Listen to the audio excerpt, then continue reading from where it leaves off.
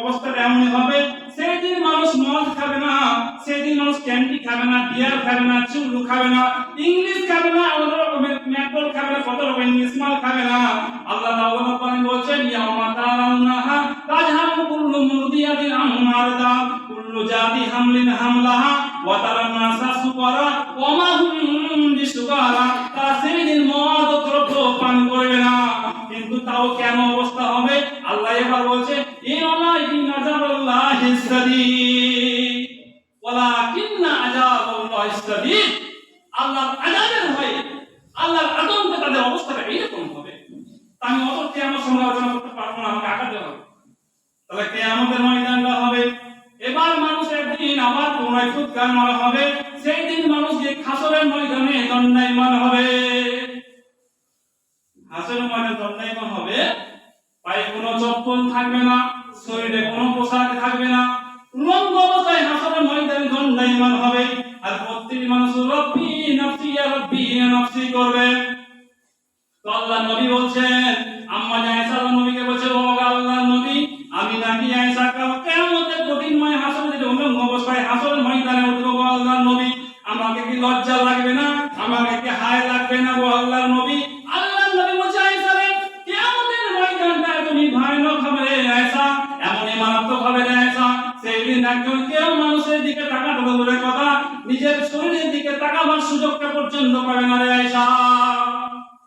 এমন ভয়ানক মানুষ সূর্যখানা মাথার উপরে হবে। আজকে লক্ষ কোটি কোটি মাইল দূরে সূর্যখানা রয়েছে, তবু আমরা গরমের দিনে সূর্যের তাপ সহ্য করতে পারি না, ছাতার প্রয়োজন হয়, এসির প্রয়োজন হয়, রোদে হাঁটতে পারি না, চপ্পলের প্রয়োজন, জুতোর প্রয়োজন হয়। কিন্তু কিয়ামতের ময়দানে আল্লাহ রাব্বুল আলামিন আবার সূর্যকে পুনরায় সৃষ্টি করবে।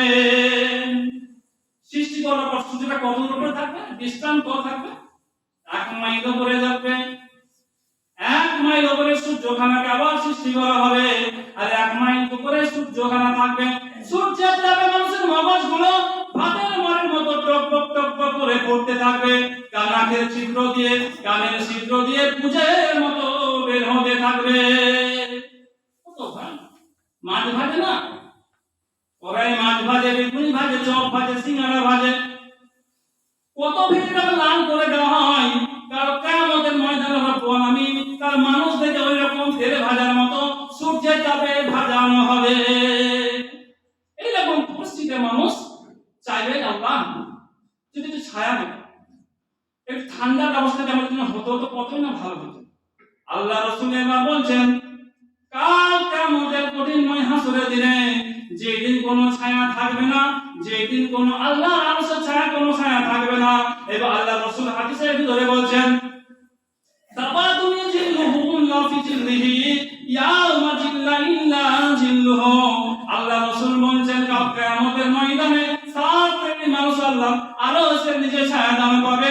তাবাদুল জিল্লুহুম লা ফি জিল্লিহি ইয়াউমা জিল্লা ইল্লা জিল্লুহু। সেদিন আল্লাহর আরশের ছায়া ছাড়া আর কোনো ছায়া সেদিন থাকবে না, একমাত্র আল্লাহর রহমতের ছায়া সেদিন থাকবে।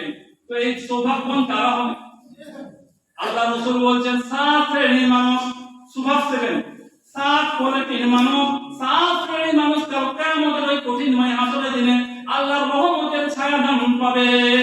তার মধ্যে এক নম্বর আল্লাহ রাসূল বলছেন, ইমামুন আদিল, নেক পরায়ণ। দেখেন, নামাজি কথা এলো না, রোজদারের কথা এলো না, তাহাজ্জুদ পড়নে वाला কথা এলো না, হজকারী কথা এলো না। আল্লাহ রাসূল প্রথমে কার নাম বললেন? ইমামুন আদিল, নেক পরায়ণ যারা নেতা হবে, দুনিয়া যারা সৎভাবে দেশের রাজত্ব করবে, সৎভাবে রাজনীতি চালাবে, 10 বার সৎভাবে গ্রাম চালাবে, পঞ্চায়েত চালাবে, সরকারের জিনিসগুলো সমস্ত কিছু চালাবে, নেকভাবে বিচার করবে, সঠিকভাবে যারা বিচার করবে, কাল কিয়ামতের ময়দানে ওই ব্যক্তিকে টেনে টেনে সর্বপ্রথম আল্লাহর আরশের নিচে ছায়া দান করা হবে। কিন্তু আজকাল নেক বিচার তো হয় না গো, যার টাকা তার বিচার। আব্দুর রহমান একটা অন্যায় করেছে, সে আর কোনো ঘর নাই, বাড়ি নাই, সে সাধারণ মানুষ, তার কোনো বিচার হবে না, এরকম ছেড়ে দেওয়া হবে। আর যদি কোনো একটা এমন নাম, তার কোনো ভ্যালু থাকবে না, তার কোনো ভ্যালুই থাকবে না।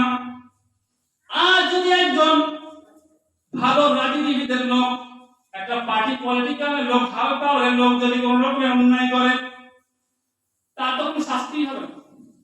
বেকার লোকের কষ্ট করা যায়? আল্লাহ রাসূল